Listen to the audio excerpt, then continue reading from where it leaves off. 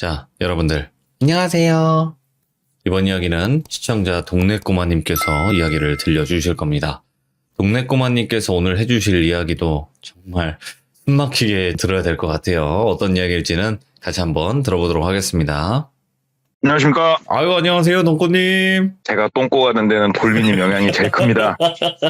저는 분명히 동꼬라 그랬거든요. 근데 이제 시청자분들께서 짓궂 주셔가지고, 네. 좋습니다. 아이고, 감사합니다.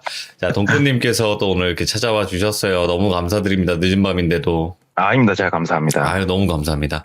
자, 오늘 동꼬님께서 해주실 이야기도 어떻게 보면 현실 공포겠죠? 네. 저는 귀신을 볼 줄 모르니까요. 근데 귀신을 못 보는 분치고, 야, 현실 공포로는 이렇게 그냥 죽여버리는 건 또, 진짜, 진짜 제가 좀 격한 표현까지 썼는데, 진짜 그래요. 진짜 너무 무서워서, 네, 이제 오들오들 떨게끔 만들어주시는 사연이 많은데, 오늘은 키워드가 어떤 키워드가 될까요? 키워드 없이 한번 가볼게요. 오케이. 궁금한 그 마음을 가지고 바로 출발을 하도록 하겠습니다. 렛츠가! 길이십니다. 렛츠가 통고!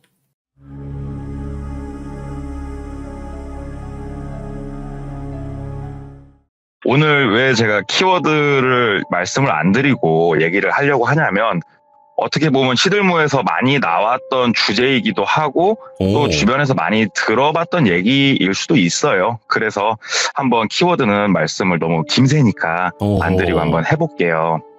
이 이야기 같은 경우에는 정확히 2014년도에 일어난 일이고 지금 제가 살고 있는 여긴 지방도시라서 서울 경기 지방은 한 시와 그 옆에 시가 규모도 크고 거리가 좀 있지만 이런 지방도시는 좀 거리도 가깝고 또 지역사회다 보니까 서로서로 알아요.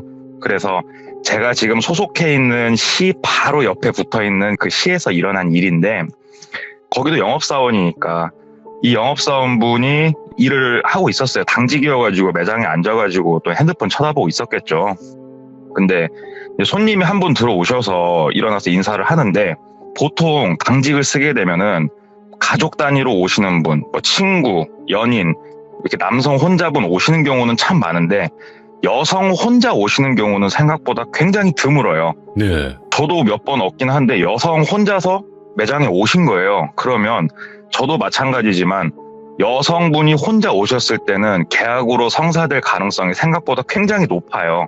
왜냐하면 그만큼 필요하니까 혼자 오신 거라고 이렇게 생각이 되니까 이분도 그 정도 경험은 있으시니까 일어나서 정중하게 인사를 드리고 차에 대해서 설명을 드리고 이제 상담실로 이동을 해서 이런저런 얘기 나누면서 차에 대해서 얘기를 나누는데 20대 후반의 여성분이신데 작은 농담에도 굉장히 잘 웃어주시고 또 내용에 대해서 설명을 하면은 궁금한 점들도 많이 질문도 해주시고 이런 분들이 보통 차량을 구매를 하시거든요. 그래서 열과 성을 다해서 이제 상담을 쭉 드렸더니 흔쾌히 계약까지 허락을 이렇게 해주시더래요. 그래서 계약서를 작성을 하고 계약금 입금을 받고 차량은 한 3주 정도 걸릴 것 같습니다.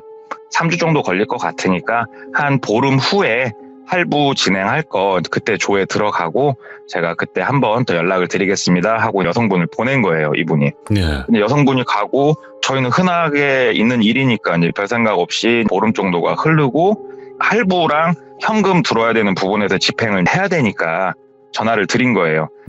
할부 신용조회를 좀 들어가겠습니다. 그랬더니 네, 알겠습니다. 그래서 할부사 직원한테 신용조회 의뢰를 했더니 문제는 없고 서류만 몇 가지 좀 챙겨달라고 이렇게 부탁을 해서 문자로 필요 서류가 뭐뭐뭐가 있고 이걸 좀 부탁드리겠습니다 하니까는 다 내일 준비를 해놓을게요 이렇게 답장이 왔대요. 그래서 그러면 내일 매장으로 한번 방문을 주시겠습니까? 아니면은 제가 선생님 계신 곳으로 찾아뵐까요? 이렇게 여쭤봤더니 그러지 마시고 점심 식사를 같이 하시는 건 어떠세요? 이렇게 물어보시더래요. 그래서 이분 같은 경우는 나이가 30대 중반이셨거든요.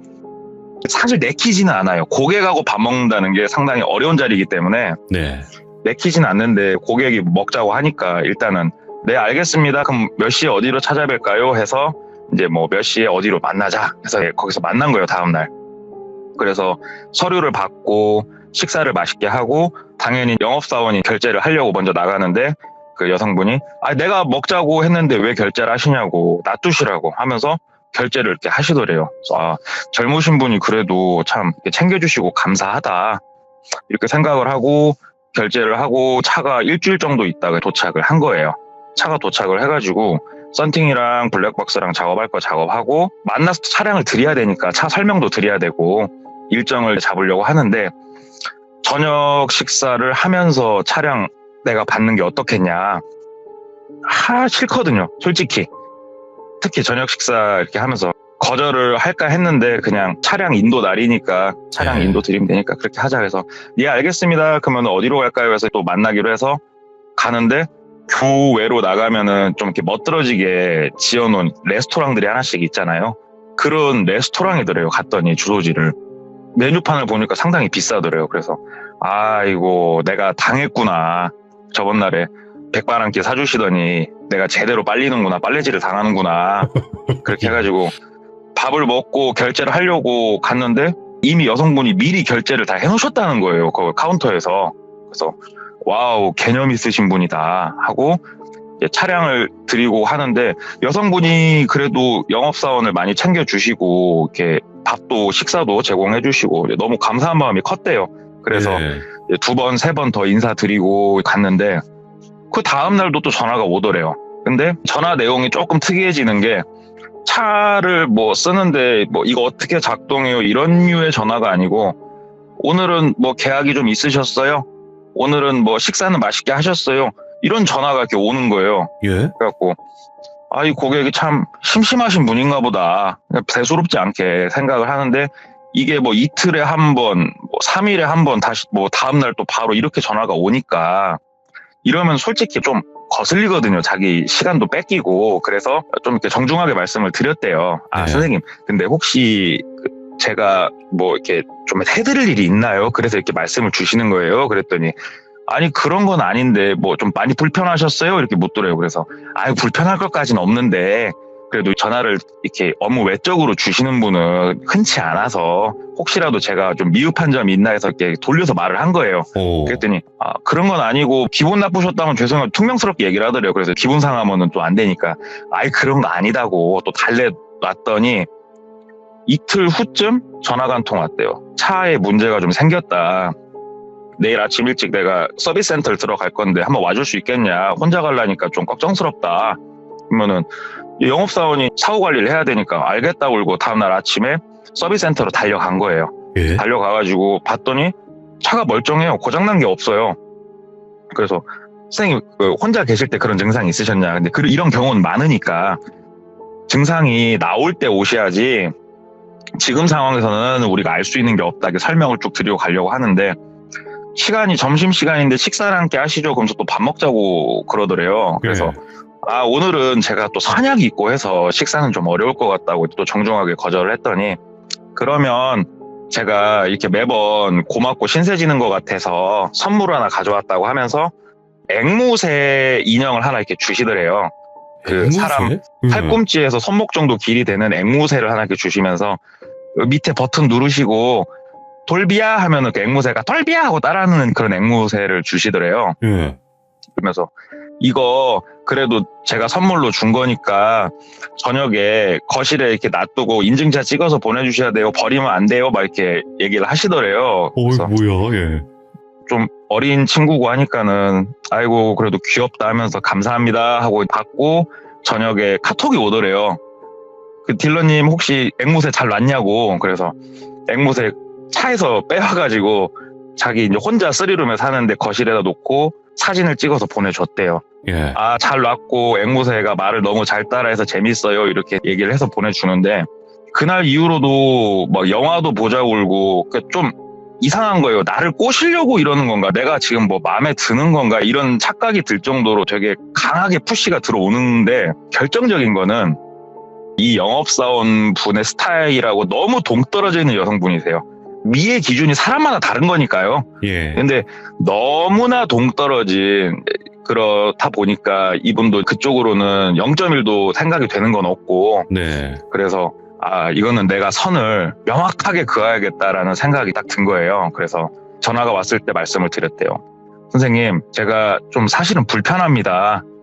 저희가 낮에 밥을 한 끼 먹더라도 뭐 서비스센터 대표님하고 먹든 아니면은 어디 렌트카 사무실 대표님하고 먹든 밥 한 끼를 먹더라도 저희는 영업적으로 풀면서 먹어야 되고 쉴 때는 혼자서 좀 쉬고 싶고 저희가 좀 하는 일이 그런데 사실은 좀 많이 불편합니다 하고 대놓고 얘기를 한 거예요, 그분한테.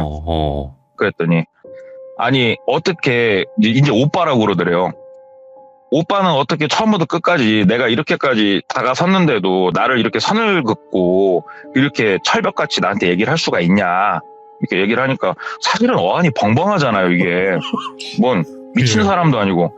그래가지고 우리는 어디 학교에서 만난 사이가 아니고 구매자와 판매자로서 우리가 만났습니다. 저는 당연히 선을 지켜야 되고 사실은 선을 넘고 계신 건 고객님입니다 하고 강력하게 얘기를 하니까 한참을 통화했대요. 저주를 좀 퍼붓더래요. 내 소나기에 걸리고 빠져나간 남자 못 봤는데 오빠라고 다를 것 같냐고. 전화 받기 싫으면 받지마 오빠. 내가 안 할게. 근데 오빠 오늘 일은 반드시 오빠가 후회할 날이 올 거야. 오빠 마음대로 한번 해봐 하고 전화를 또 끊더래요. 그래갖고 아 그래 미친 사람 하나 잘 걸렀다 이렇게 생각을 하고 잊고 살았죠. 한 3주 정도가 지났는데 지금도 저희 브랜드에서 하는 게 있어요. 고객 만족도 조사라고 차를 구매하시면서 만족했는지 영업사원 친절했는지 묻는 게 있는데 이게 좀 웃긴 게 뭐냐면 이 만족도 조사를 할 리스트가 쭉 빠져서 각 지점이나 대리점으로 뿌려져요. 네. 그래서 고객하고 접촉을 먼저 하게 만들어요, 회사에서. 그래서 전화를 해요. 저도 하고 있는 거예요. 선생님 혹시 지금은 문자인데 옛날엔 전화했어요. 전화가 오면 저도 좀 미흡한 게 있었어도 만족한다고 말 좀 해주시고 매우 만족 좀 이렇게 말씀 주시라고 부탁을 드리거든요. 아 근데 그 여자가 껴있는 거예요, 그 리스트에. 예. 아이고 마음이 무거운데 어찌됐건 해야 돼요. 왜 그러냐면은 통화한 이 내용을 캡처를 해서 보내줘야 돼요. 그 여직원한테. 저도 하고 있는 건데. 불편하다. 그래서 예. 전화를 했는데 없는 번호래요. 번호가 바뀌었대요. 그래서 오예 잘 됐다 하고 번호 바뀌었던데 하고 말해주고 끝낸 거예요. 예. 끝내고 한 2달이 넘는 시간이 흘러요. 그러니까 머릿속에서 그 여자는 완전 지워지고 통할 일도 없고 완전히 지워지고 이분이 생활을 하는데 그 집이 혼자서 3룸에 살고 있었어요. 예. 3룸에 살고 있는데 본인이 머무르는 방 그리고 옷방처럼 쓸 수 있는 작은 방이 하나가 있고 화장실 하나 있고 작은 거실이 있는 전형적인 3룸인데 이 사람이 원래는 술도 좋아하고 밤늦게까지 게임도 하고 이런 사람인데 피곤하더래요, 몸이. 그러니까 몸이 피곤해서 집에 들어가면 보통 막 밤늦게까지 놀고 자는데 집에 들어가면은 한두 시간 내에 이렇게 골아 떨어지고 아침에 일어나면 몸도 무겁고 이게 좀 반복이 되더라고요. 체력이 딸린다는 그런 느낌. 네. 그래서 아 내가 요즘 술을 너무 많이 먹고 다녔나, 내가 너무 스트레스를 많이 받나 이런 생각을 하면서 그렇게 있는데 하루는 자고 일어났는데 느낌이 위화감이라고 표현을 하면 될 것 같은데 뭔가가 달라져 있더래요. 분명히 내가 이건 이렇게 해놓는데 달라져 있더래요. 그게 뭐냐면 수도꼭지. 아침에 출근하려고 화장실에 가서 수도꼭지를 켜려고 봤는데 손 씻는 수도꼭지가 이 사람은 항상 버릇처럼 차가운 물 쪽으로 완전히 돌려놔요. 오. 왜 그러냐면 전에 고무 패킹이 고장나가지고 이게 위에서 아래로 누르면 물이 내려오는 방식인데 이렇게 가운데 놓으면은 힘없이 밑으로 내려져가지고 지 혼자 물이 나와가지고 고무 패킹을 갈은 거더라고요. 오. 그런데 오른쪽으로 끝까지 돌려놓으면 이게 안 내려놔서 한참 하다 보니까 버릇이 돼서 항상 오른쪽 끝으로 돌려놓는데 아침에 출근하려고 나와서 보니까 가운데로 이게 와 있는 거예요. 내가 어제 이걸 안 했던가? 대수롭지 않잖아요. 그러면서 약간 묘한 위화감을 느낀 거예요. 그날 처음으로. 그리고 나서 또 며칠 있다 보니까 슬리퍼 방향이 반대로 돼 있더래요. 아침에 씻으려고 가는데. 내가 요즘 이렇게 몸이 피곤하니 이상하다. 내가 이 슬리퍼를 이 방향으로 안 놓는데 왜 이 방향으로 놔져 있지? 그리고 나서 또 시간이 좀 지나고 이제는 이제 눈에 보이는 현상들이 일어난 거예요. 나왔는데 식탁에 과자를 까먹은 흔적이 있는 거예요. 내가 과자를 먹었나? 나 과자 안 먹었는데? 왜 과자가 놔져 있지? 나 이거 머리가 좀 이상해졌나 보다. 그냥 몇 가지도 대수롭지 않은데 되게 느낌이 찜찜해지는데 이제 그날 저녁에 집에 들어가려고 비밀번호를 누르는데 비밀번호 원래 누르면 이게 띠띠띠띠 소리가 나는데 소리가 안 나더래요. 그래서 이제 얘도 말썽이네, 얘도 말썽이요 하고 비밀번호 누르고 문 열고 집에 들어가서 또 물도 마시고 테레비도 보고 하다가 또 졸리니까 자고 일어났는데 이번에는 방문이 다 열려 있더래요. 자기 방문, 화장실, 옷방 다 문이 열려 있더래요. 이제 이때 가니까 이 사람이 느낀 거예요. 이거는 내가 지금 몽유병이 있던지 정신병이 지금 내가 생겼던지 아니면은 귀신의 소행이다. 이거는 아니다. 이건 확실히 아니다. 예. 그러면서 무서운데 또 그날 돌아오는 저녁에는 또 아무 일도 일어나지도 않고 또 잊혀질만 하면은 냄비가 갑자기 가스레인지에 올라가 있다든가 아침에 자고 있나니까 예. 이 그런 현상이 반복이 되다가 임팩트가 치는 사건이 벌어진 게 방문을 닫고 자는데 아침에 일어나가지고 방문을 여는데 문을 딱 밀자마자 텅 하고 뭐가 하나 걸리더래요. 예. 그래서 뭐야 하고 나가서 봤더니 식칼이 방문 앞에 놔져 있던 거예요. 예. 그러니까 방문을 여니까 식칼이 방문에 딱 걸리면서 바깥으로 밀린 거예요. 예. 근데 생각을 한번 해보세요. 내가 놀 수 없어요. 이 식칼은. 그렇죠. 몽유병에 걸렸더라도 구조상 할 수가 없는 구조예요. 예. 그래서 현관문을 봤는데 비밀번호랑 이런 거는 작동도 멀쩡하게 하고 바깥에 창문 쪽으로는 들어오기가 힘든 구조였대요. 3층이긴 했지만 네. 창문 밖으로는 옆에 건물도 없었고 빵 뚫려 있었고 길가여가지고 누가 타고 넘어온다는 것도 힘든 구조였고 옆집하고도 간격도 멀었고 그러면은 누가 침입하기도 힘든데 침입을 했다손 치더라도 아무것도 이렇게 건들지도 않고 귀신인가? 그러니까. 이 생각이 들더래요. 그래가지고 무서워가지고 아침에 씻지도 않고 그냥 추리닝에 쓰리빠 신고 매장으로 일단 간 거예요. 그래서 사람들이 너 꼬라지가 그게 뭐냐고 막 뭐라고 하니까 그게 아니고 내 말 좀 들어보라고 하면서 그동안 있었던 일을 쭉 설명을 한 거예요. 예. 내가 이해가 안 된다. 처음엔 내가 이제 몽유병이 좀 생긴 줄 알았는데 그게 아닌 것 같다. 상식적으로 식칼이 거기에 놔져 있을 수는 없는 거 아니냐. 그랬더니 사람들이 듣고 보니까 네 말이 맞는 것 같다. 그러면서 친하게 지낸 영업사원 2명이 한 3일 정도 그 집에서 같이 머물러 주기로 했대요. 이제 부탁도 했고 나 혼자 너무 무섭다. 니네 집 가서 자면 안 되냐 따지니까 얼씨구나 술판도 버릴 수 있겠다 싶어가지고 그 집에서 2명이 자기로 하고 2명이 그날 저녁부터 그 집에서 술도 먹고 고스톱도 치고 TV도 보고 놀면서 생활을 한 거예요. 한 3일 정도를. 예. 아무 일도 안 일어나더래요. 전혀 아무 일도 안 일어나고 너무 멀쩡하니까 너 꿈꾼 거 아니냐고 그렇게 물을 정도니까 진짜 아니다고 그랬더니 앞으로는 지각할 것 같으면 거짓말 하지 마. 그러면서 친하게 지낸 영업사원들이 이제 철수를 하고 혼자 남았는데 생각을 좀 했대요. 아, 내가 착각을 했나? 진짜인가? 어떻게 3일 동안 아무 일도 안 일어날 수가 있지? 이렇게 3일 동안 안 일어난 적은 없는데 그래 한번 자보자. 그래서 잤대요. 잠을 딱 자는데 사람이 그 맨발로 장판 같은 데 걸어가면 쩍쩍 붙는 소리 있죠. 예. 자는데 원래 이 사람이 자면 누가 업어가도 안 일어나는데 그 쩍쩍 소리가 들리더래요. 그래가지고 잠에서 이렇게 깼대요. 깨가지고 누구야 소리를 질렀대요. 그랬더니 쩍쩍 가다가 쩌쩌쩌쩌쩌 하면서 쑥 소리가 없어지더래요. 근데 무서우니까 방에서 못 나가고 좀 굳어 있다가 쓱 자기 방문을 열고 나와봤더니 아무도 없더래요. 야, 이건 귀신이다. 이건 100% 귀신이다. 왜냐면 현관문도 그대로 잠겨 있고. 그래가지고 다음날 그 영업사원들이 또 입사하고 뭐 말하기 좋아하는 우리 영업사원들이 또 무당집 하나씩은 알고 있을 거 아니에요. 또 수소문 해가지고 저희가 사는 동네에서 제일 용하다는 무당집을 소개를 받아가지고 이제 전화를 했는데 예. 그런 데는 다 예약을 받는다고 그러더라고요. 예약을 하려니까는 한 달은 기다려야 된대요. 그래서 그 예약 받으시는 분한테 사정사정했대요. 그게 아니고 내가 집에서 이런 일이 있는데 나 무서워서 못 살 것 같다. 좀 한번 보게 하면 안 되냐 그랬더니 그러면은 전화를 주겠다고 그러고 내일 오라고 해서 갔대요. 예. 가가지고 이런 현상이 있는데 솔직히 모르겠다. 이거는 귀신 외에는 내가 설명이 안 되는데 어떻게 선생님이 한번 점사를 좀 봐달라 그랬더니 무당이 네 놈이 여기 들어올 때부터 네 놈 양 어깨에 타고 온 귀신이 몇 명인 줄 아냐고 하면서 막 호통을 치더래요. 뭐야? 아니 그래서 그 아 진짜 귀신이었는갑다. 그러면서 딱 무당이 벌떡 일어나더래요. 자, 가자, 니네 집으로. 한번 보자, 꼴을. 굴더래요. 그래서 네. 집에 딱 갔더니 무당이 인상을 탁 쓰면서 여기는 사람이 살 터가 아니야. 이런 곳에 네가 살고 있으니까 그러면 그 꼴을 사는 거 아니야? 막 화를 내더래요. 그래서 예. 졸지에 아이씨 뭐 어떻게 해야 되나. 무당 선생님 이거 어떻게 해야 돼요? 그랬더니 뭘 어떻게 해? 구대야지. 아, 구대야 돼요? 얼마? 그랬더니 한 1,500만 원 정도 이렇게 말씀을 주시더래요. 예. 그 순간 촉이 오는 거죠. 그래도 나름 우리가 영업사원인데 그쵸. 야, 너는 이 순간 나한테 영업을 하고 있구나.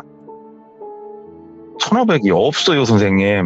1,500 있으면 내가 아파트에 살죠. 근데 나 진짜 죽겠으니까 방법이 없냐고.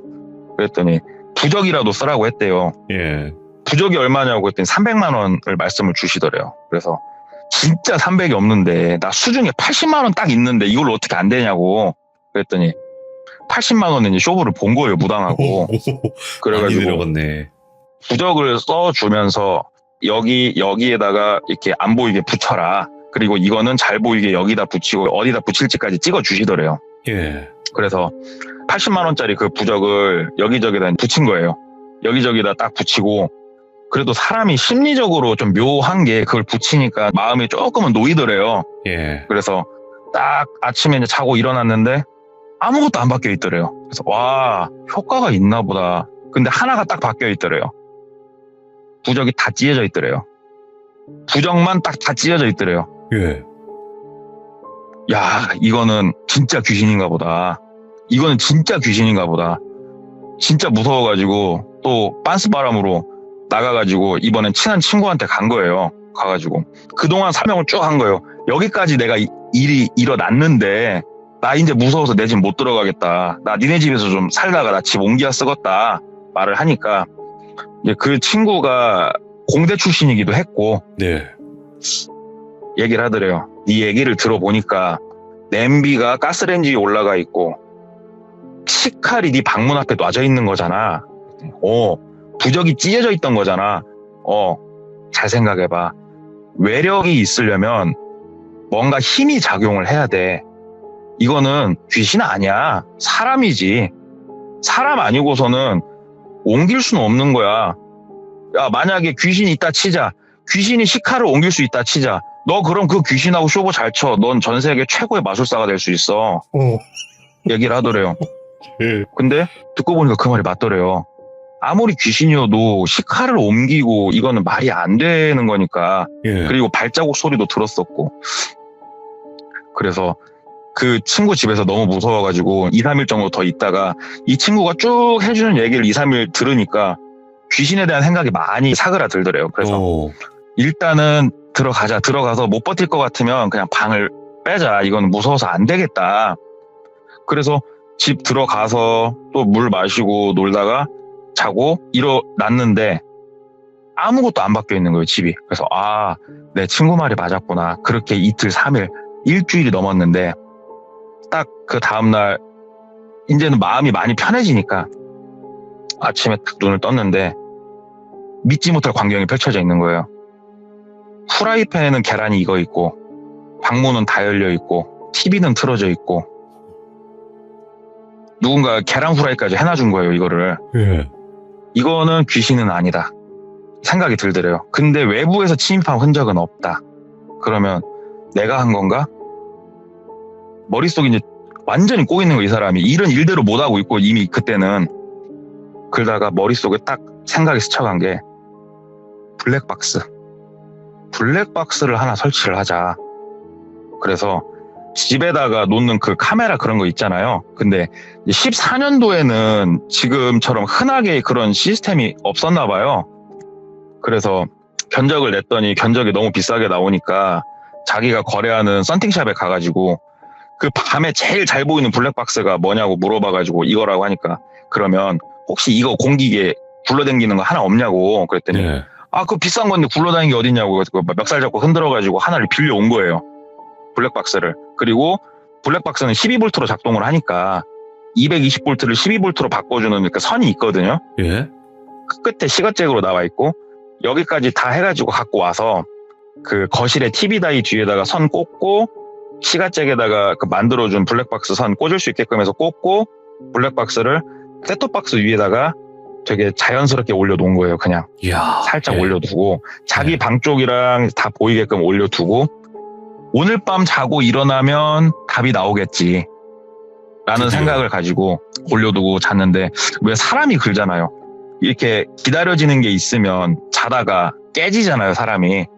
그날도 생각보다 졸음이 많이 와가지고 잠을 푹 자는데 아니야 다를까 되게 일찍 깨진 거예요, 잠이. 왜 그 블랙박스를 막 보고 싶다 이런 생각이 있으니까. 근데 잠에서 깼는데 그 쩌벅쩌벅 소리 있죠, 그 발 붙는 소리, 그 소리가 방 밖에서 나고 있더래요. 쩌벅쩌벅. 근데 조용히 있어봤대요. 그냥 이번에는 누워서 가만히 있어봤대요. 그랬더니 방문이 싹 열리는 소리가 들리더래요. 그래서 실눈을 살짝 뜨고 이러고 있는데 어떤 여자가 시카를 들고 들어오고 있더래요, 자기 방을. 오, 예.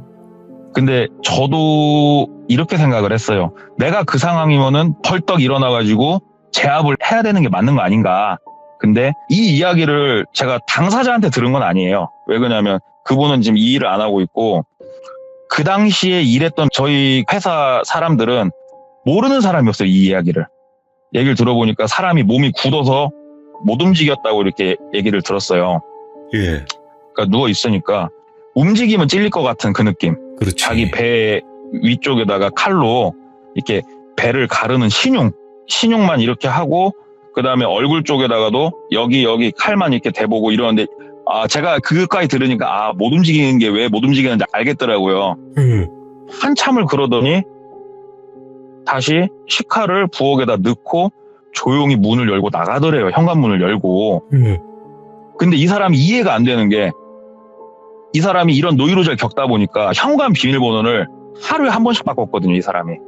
그 날짜로 바꿨다고 그래. 자기도 까먹으니까 뭐 오늘이 뭐 1월 13일이면은 0113 이런 식으로 매일매일 날짜로 계속 바꿨다고 했는데 어떻게 알고 들어왔는지도 신기한데 들어와가지고 그 짓거리를 하고 나간 거예요. 그래서 여자가 나가고 조용히 한참 더 있다가 완전히 갔겠거니 하고 나가서 블랙박스를 뒤에를 터치를 한 거예요.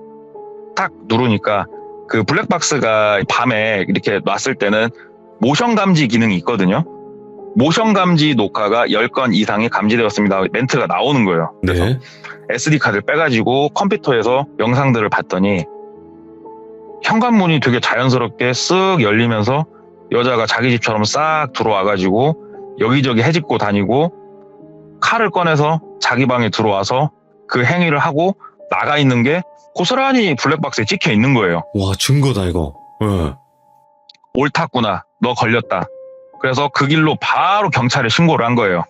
경찰에 신고를 이제 하니까 경찰이 우리가 생각했을 때는 이런 신고를 하면은 아이고 선생님 그런 일이 있었습니까? 바로 저희가 뭐 요원을 출동시키겠습니다 이럴 것 같잖아요. 근데 그게 아니고 예. 사건 접수를 하고 현장을 감식할 수 있는 감식반이 오고까지가 며칠이 걸린대요, 이게. 신고는 뭐 이게 바로 오는 게 아니라? 그러니까 사람이 사단이 난 사건이 아니잖아요, 어떻게 보면. 예. 예, 그래서 한 이틀 정도 있다가 감식반이 와주셨대요. 그래가지고 요구를 했으니까 지문 채취랑 이런 걸 다 요구를 했으니까 그 원룸에 있는 1층에 있는 CCTV 그다음에 그 방에 있는 지문이랑 다 채취를 하고 이제 충분히 조사를 하고 시간이 흘러서 답이 나왔는데 생각하셨던 그 여성분이 맞아요. 그치, 손님. 그 손님 여성분이 그분이 맞는데 그분이 어디에 살고 있냐면은 이분 아랫집에 살고 있는 거예요. 바로 밑에 층에. 왜냐하면 차를 계약을 할 때 그 집 주소랑이 다 들어가는데 집이 옮겨진 거거든요. 예. 그래서 경찰 쪽에다 강력하게 얘기를 더 했대요. 이거 그냥 단순히 내 집만 들어온 문제가 아닌 것 같고 내가 어디에 살고 있으며 우리 집 번호는 어떻게 열었으며 이거는 파헤쳐줘야 되는 거 아니냐. 예. 그래서 경찰 쪽에서 통장 내역까지 다 조사를 했대요. 핸드폰 내역부터 다 조사를 했더니 나온 게 뭐냐면은 일단은 심부름 센터가 나왔어요. 거기서. 심부름 센터. 예. 이 여성분이 그릇된 가치관을 가지고 이 남성을 어떻게 보면 소유를 하고 싶은 거예요. 그래서 스토킹을 한 거예요. 스토킹을 한 네. 건데 개인이 하기에는 한계가 존재를 하니까 심부름 센터에 의뢰를 해가지고 첫 번째 의뢰를 한 게 뭐였냐면은 이 사람이 어디에 사나를 알아봐 주세요. 이런 건 되게 간단하니까. 예. 주소를 알려주니까 그 다음으로 요청한 거. 이 사람 집 비밀번호를 알아주세요. 그래서 심부름센터에서 소방 관련 이렇게 천장에 붙어 있는 거 있잖아요.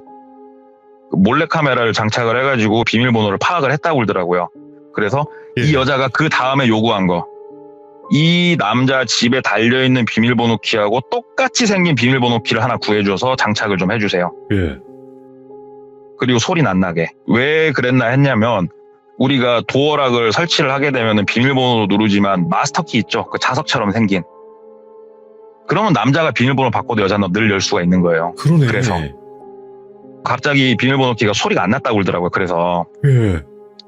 그리고 나서 요구한 게, 그 자취하는 사람들은 보통 생수를 많이 사다 먹거든요. 그러니까 예. 이 여자가 처음에는 집만 들락날락 하다가 생수가 있는 걸 발견하고 요구를 한 거예요.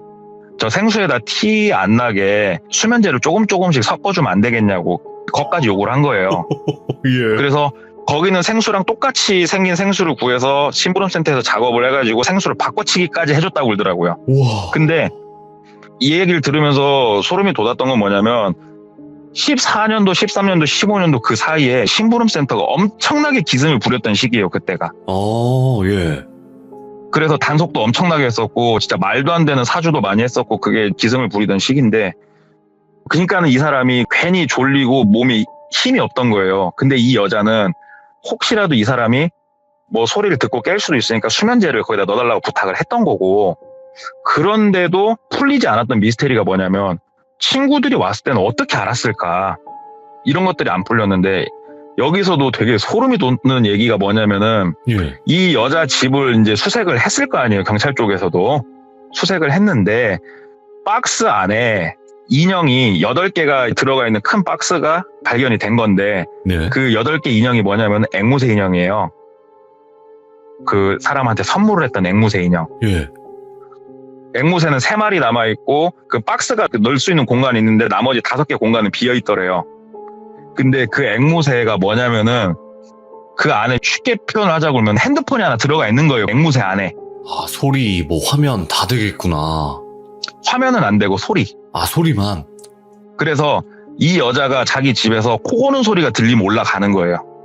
그래서 올라가서 앵무새도 충전기 꼽고 그렇게 활보를 하고 다닌 건데, 예. 여기까지만 하더라도 그냥 단순 스토킹 같잖아요. 근데 이 사람이 다행이라고 생각이 되는 건 뭐냐면은 그 여자 집에서 발견된 자료들이 되게 소름이 끼치는 게, 자료? 예.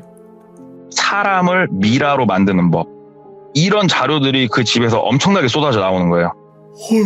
사람을 미라로 만드는 법. 그래서 이 사람이 그 얘기를 듣고 생각을 해보니까 칼을 가지고 자기 배, 얼굴 이쪽에다 이렇게 막 긋고 한 이런 것들이 있죠. 이렇게 대보고. 예. 그게 사람을 미라로 만드는 법에 나온, 그러니까 바로 만들 수는 없고 이렇게 빼낼 건 빼내고 또 봉합할 건 봉합하고 그렇게 사람을 미라로 만든다고 써있다고 그러더라고요. 야, 이건 아니다. 와. 그러니까는 이제 경찰 쪽에서도 얘기하기를 이렇게까지 자료가 나온 사건은 거의 없었고, 그 다음에 여성이 남성을 스토킹한 사례도 굉장히 적은데, 남성이 여성을 스토킹한 사례를 뭐 예를 들어보자면 예. 처음에는 이 사람을 사모하는 마음이 크지만 스토킹을 하면 할수록 분노가 커진대요. 굉장히. 이 사람을 내가 가질 수 없고 이 사람은 딴 데를 쳐다보고 있는 거에 대한 분노. 그래서 그 여자가 미라로 만들려고 했는지 아니면 분노의 마음이 커져서 그랬는지는 모르겠지만, 칼을 들고 왔다 갔다 이 시간이 좀 더 길어졌으면 무슨 사단이 나도 당신은 났을 수도 있겠다. 예. 그리고 그 여자 방에서 발견된 그 인형들 안에는 전부 다 그 핸드폰처럼 통신료를 매달 내고 그 소리를 내가 들을 수 있게 해놓은 장치들이 있는데 이미 5개가 비워져 있는 거 보니까 당신 말고도 피해자가 이 사람은 더 있을 수도 있겠다. 네. 그런 결론까지 내렸는데, 어찌됐건 이제 사건 접수가 완료가 되고 이 여성분 같은 경우에는 집행유예를 받았다고 얘기를 들었어요, 제가. 집행유예만? 남성이 여성을 스토킹한 거랑 여성이 남성을 스토킹한 거랑 법적 처벌이 달라요. 아, 그때 당시에는? 예, 제가 얘기를 들었을 때는 예. 여성이 남성을 스토킹한 사례는 거의 많지 않았고, 또 실제로 어떠한 상해가 이루어진 것도 아니었고 하기 때문에 저도 솔직히 이해는 안 가요. 이게 어떻게 집행유예인가 싶어요, 저도. 아니, 근데 근데- 이거 특수 주거침입 그거 아닌가요? 맞죠? 네. 그것만 있어요. 심부름센터 4주까지 했는데요. 그러니까요. 근데 집행유예로 끝났다고 그러더라고요. 어찌됐건 이제 찜찜하긴 한데 누군지는 알았잖아요. 예. 이 사건의 원흉인지 누군지 알았으니까 집은 이사를 했고, 근데 이사를 하면서도 이게 의미가 있나 싶더래요. 왜 그러냐면 심부름센터를 또 시키면 얼마든지 자기 집은 알 수가 있으니까. 근데 이거에 관련돼서 단순히 이야기가 아닌 실제로 제가 알고 있는 얘기를 해드리자고 하면, 예를 들어서 돌비님이 저희 매장에 한두 번 어쩌다 한 번씩 오시는 분이에요. 네. 그러면 제가 돈만 충분히 있다고 하면 이름, 주민번호, 집 주소 다 알아낼 수 있어요.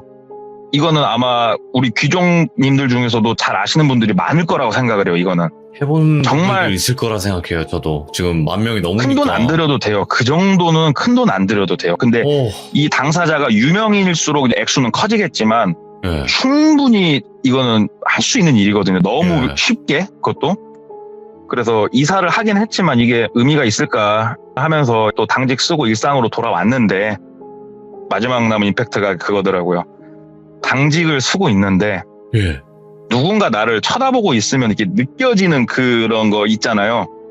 그래서 핸드폰 보고 놀다가 비 오는 날이었대요.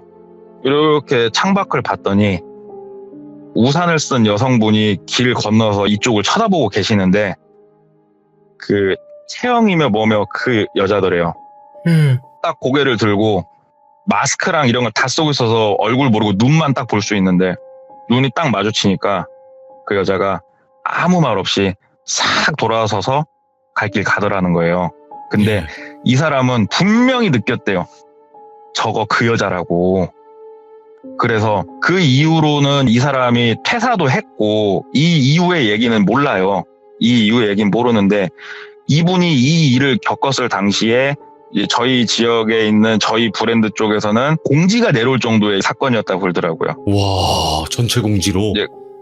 지금도 중고차 사기건 같은 경우가 신차 영업사를 통해서 일어난 경우가 있기 때문에 이런 경우는 조심하라고 전체 공지를 내려줘요. 예. 저희한테 이런 사건이 있으니까 이런 일은 조심해라. 그때 전체 공지가 내려왔던 사건이어서 모르는 영업사원이 없을 수가 없는 사건이라고 얘기를 해주더라고요. 이야, 네, 이건 진짜. 그래서 되게 식상한 얘기예요. 스토킹을 한다는 게 되게 식상한 얘기인데, 예. 그래도 어떻게 보면 조금 특이하기도 하고, 이 미라라는 이상한 그게 껴있어가지고 그래도 한번 얘기해보면 귀종님들이 재밌게 들을 수 있지 않을까 해서 한번 들고 와봤습니다. 아니, 동네 꼬마님, 이제 한 가지만 말씀드리면, 스토킹 썰 뭐 되게 많았어요. 저희 방송에서 나온 거. 예. 제일 예, 무서운데, 이거? 제일, 너무 방법이 특이한데요? 되게 치밀하죠. 와, 이건. 아, 그래, 세상에는 많은 사람들이 있고, 진짜 별의별 사람들이 많다는 건 알고 있는데, 도대체 어느 정도까지 사람들이 나올지 동네 꼬마님 이야기를 들으면, 이렇게 갱신되는 것 같아요, 계속. 저도 이쪽을 야. 파다 보니까 주변에 영업사원 네트워크망이 있지 않습니까? 그러니까는 일반인들보다는 이야기를 이렇게 주워 들을 수 있는 범주가 확실히 크긴 크더라고요. 아, 당연하죠. 그건 맞죠. 예. 예, 그래서 이야기들이 나오고 있는 건데 이것도 한계가 있겠죠. 아, 근데 그거는 있는 것 같아요. 만약에 내가 어떤 사건이나 이런 거를 목격을 하거나 들었어요. 근데 그냥 본인의 직업에서는 별거 아닌 걸 수도 있는데 이걸 얘기로 했을 때는 엄청난 걸 수도 있는 그럴 수 거거든요. 있죠. 예, 많은 분들이 그거를 몰라요. 그냥 내 기준에선 별거 아닌데 이걸 얘기했는데 사람들이 레전드라고 해주네? 이런 느낌일 수도 있는 거거든요. 아, 그럴 수도 있겠네요. 진짜 그래요. 네, 그래서 진짜 동네 꼬마님도 이런 거 사소한 거 있어도 네, 참여해주시면 좋을 것 같아요. 아유, 감사합니다. 네, 그런 생각하지 마시고 네, 편하게 해주시면 될 것 같고 오늘도 예. 정말 또 사람이 무섭다라는 걸 한 번 더 각인시켜 주셔서 다시 한 번 또 감사드립니다. 고맙습니다. 감사합니다. 고맙습니다. 여러분들 스토킹 법이 바뀌었죠? 최근에 바뀌었어요. 예전에는 처벌을 아마 제대로 못했을 거예요. 근데 지금 현재는 이제 법안이 개정이 돼서 스토킹도 범죄로 이제 처벌이 된다고 합니다. 근데 정말 스토킹 중에서도 이렇게 거의 영화 미저리 같은 거진 그 정도의 수준을 가진 사람들이 존재를 하네요. 그러니까 여러분들도 항시 이건 조심하는 방법밖에 없는 것 같습니다. 그리고 여러분들이 주변에서 겪었던 사람이 무서운 썰이 있으시다면 언제든지 여기 카톡 제보로 주시면 감사하겠습니다. 시청해주신 모든 분들 감사드립니다. 고맙습니다.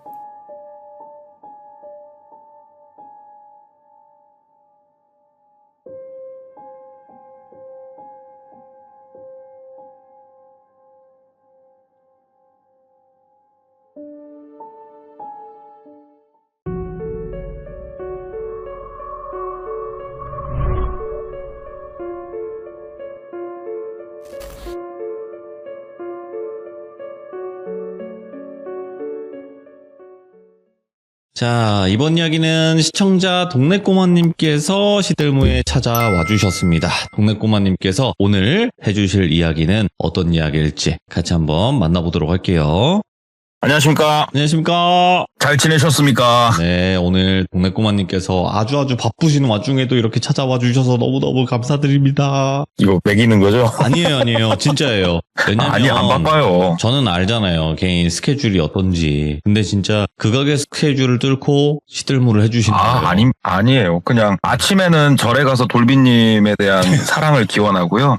이제 오후에는 성당, 저녁에는 교회 이렇게 가서 좀 기도를 하는데 그것 때문에 좀 바쁘죠. 각각 종교마다 저희 또 그럼요. 짤나무가 다 전달이 되어 있기 때문에 그래서 그렇게 해주시는 거라고 믿고 있고요. 믿어 의심치 않습니다.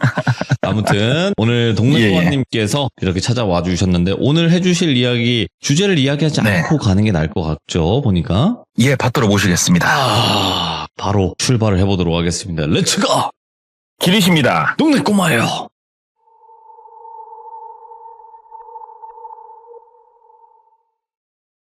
오늘은 정말 오랜만에 우리 그 머리가 없어서 슬픈 뻐꺼형 있지 않습니까? 오, 예. 예, 그 형님이 예전에 제가 이제 말씀을 드렸었지만 자동차 영업을 그만두고 일반 회사에 들어가서 일을 하고 계세요. 그 형님 회사 직원분의 얘기입니다. 그 형님보다 한참 동생인 2017년에서 18년 넘어갈 때 그쯤 있었던 일인데요. 이 당시에 똘비라는 한 남성이 있었고 똘비 같은 경우에는 20대 초중반입니다. 군대를 막 다녀온 상황이었어요. 예. 똘비 같은 경우가 대학생이잖아요. 그리고 군대 갔다 와서 몇 년 안 있으면은 대학도 졸업을 해야 되고 취업도 해야 되고 할 일이 많은 시기예요. 그런데 똘비 같은 경우가 사실은 생활이 많이 힘들었어요. 왜 그러냐면 어머니는 안 계신 상황이었고요. 그때 아버지가 계셨는데 아버지가 조금 말썽이 많으신 분이었다 그러더라고요. 얼굴 뵙기도 너무 힘들고 고등학교 때부터 아버지를 얼굴 보기가 너무 힘든 그러한 가정에서 커왔는데 어찌됐건 똘비는 그 상황에서도 잘 공부했고 그래서 좋은 대학교 갔고 군대 갔다 와서 본인이 그렇게 할 수 있는 것들은 다 하고 있었어요. 똘비가 나름대로. 그런데 똘비가 군대를 갔다 와서 학교에 복학을 해가지고 보니까 야, 이거 뭐 우리 그렇지 않습니까? 복학생이 되면은 같은 뭐 학번이었던 동기들은 아직 전역 안 한 애도 있고 전역을 한 친구도 있고 그런데 또 학과에서 후배들은 좀 나이 든 사람 취급을 하고 뭔가 조금 생활하기 애매하다. 그냥 내 공부나 좀 해야겠다. 하지만 사람이라는 게 어딘가에 좀 정붙이고 좀 얘기도 하고 놀고 이런 게 필요하잖아요. 그래서 친구들 만나가지고 뭐 술 한잔 하자, 뭐 또 하자 이러면서 나름 그 외로움을 달래고 있는 와중에 그래도 항상 똘비 옆에서 똘비를 지켜준 친구가 있어요. 베스트 프렌드가 한 명 있거든요. 이 친구 같은 경우에는 군대를 안 갔어요. 그래가지고 늘 사회에 있었고 그 친구를 뭐 부르기 편하게 준영이라고 해볼게요. 준영이라는 베스트 프렌드가 같은 학교를 다니고 있었어요. 학과는 달랐고. 그래서 준영이가 항상 똘비야 뭐해? 점심이나 먹자. 똘비야 저녁에 술 한잔 할까? 당구 칠까? PC방 갈까? 우리 집 놀러 올래? 이러면서 준영이하고 고등학교 때부터 고등학교도 같은 데 다녔으니까 너무 편안하게 그나마 준영이 때문에 학교 생활이 그렇게 외롭진 않았다고 하더라고요.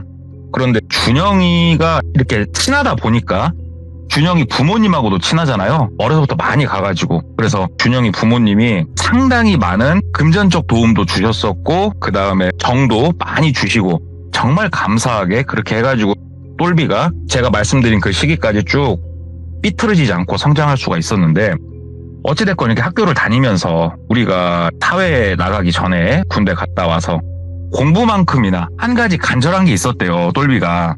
그게 무엇이었냐면 여자친구를 너무너무 사귀고 싶었대요. 그래가지고 준영이한테 부탁을 했대요. 왜 그러냐면 준영이네 학과는 여자인 학우들이 참 많은 학과였어요.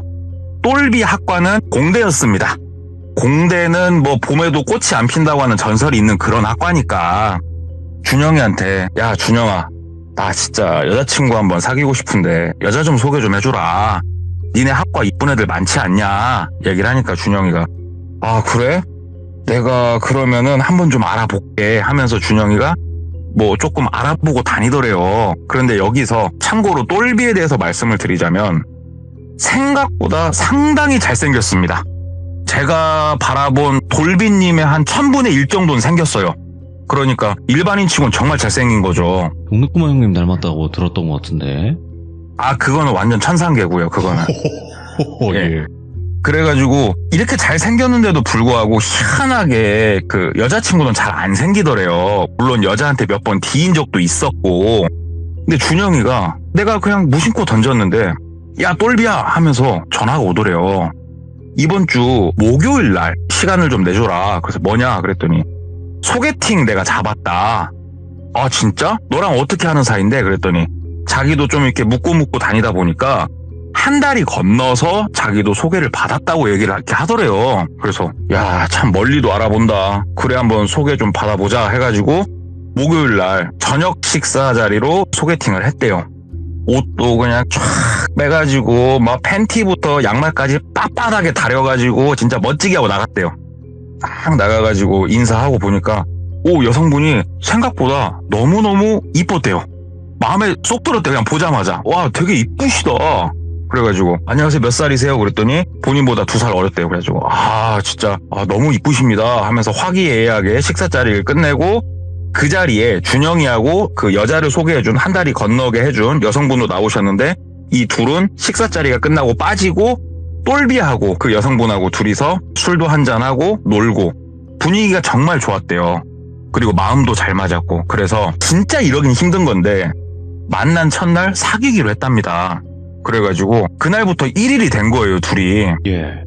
이렇게 잘 만나가지고 뭐 100일이 돼가지고 서로 뭐 선물 교환도 하고 뭣도 하고 그렇게 시간이 좀 흘렀는데 준영이가 소개도 해줬고 그리고 준영이가 베스트 프렌드이기도 하고 이러다 보니까 준영이랑 많이 어울리고 처음에 만났었으니까 여자친구도 같이 어울리고 이렇게 하는데 준영이가 하루는 전화가 와가지고 너무 힘들다고 얘기를 하더래요. 그래서 준영아 네가 뭐가 그렇게 힘들어? 그랬더니 아 요즘 뭐 학교 생활도 힘들고 어머니 아버지도 간섭도 심하고 진짜 먹고 살기 힘들다. 나 오늘 술 한잔 먹고 싶다 막 얘기를 하더래요. 그래서 친구가 이렇게 힘들다는데 또 어떡해요. 나와라 술 한잔 먹자. 그래가지고 나가서 준영이랑 둘이서 소주 한잔 걸쳤대요. 참고로 준영이라는 친구, 이 친구는 집이 생각보다 굉장히 잘 삽니다. 돈이 좀 있어요. 그러니까 준영이는 뭐 본인도 쓸 일이 없습니다. 항상 부모님 카드를 들고 다니기 때문에 이 친구가 거의 다 사요. 밥부터 시작해서. 만나서 처음에는 고기에다 소주 한잔 먹고 뭐 놀다가 준영이가 그러지 말고 우리 분위기 있는 데 가가지고 한 잔 더 하자. 그래서 그래 좋다. 어디 갈까? 그랬더니 바를 데려가더래요. 바. 근데 우리가 생각하는 이러한 일반적인 바가 아니고 비즈니스 바 있지 않습니까? 룸으로 쫙 나뉘어진 곳. 되게 규모가 큰 곳이었대요. 거기를 딱 데리고 가더래요. 그런데 여기 같은 경우에는 준영이랑 같이 한 3-4번 와본 곳이었어요. 똘비가. 몇 번 와봤으니까 그냥 들어가서 이렇게 둘이서 양주 한 병 시켜놓고 술 주거니 받거니 하면서 얘기하다가 이런 곳은 우리가 뭐 룸사롱이나 단란주점하고 다르게 진짜로 말동무 해주시는 이렇게 바텐더 여성분들이 들어오시거든요. 저도 제가 가본 건 아니라 들어서 그런 건데 어찌됐건 예. 들어와가지고 술 한잔 서로 따라주고 같이 말동무 하면서 그렇게 간단하게 대화를 하는데 이날은 준영이가 갑자기 벌떡 일어나더니 뚜벅뚜벅 걸어가지고 이렇게 문을 열더래요. 그러면서 웨이터 하면서 부르더래요. 거기 웨이터가 있었대요. 네.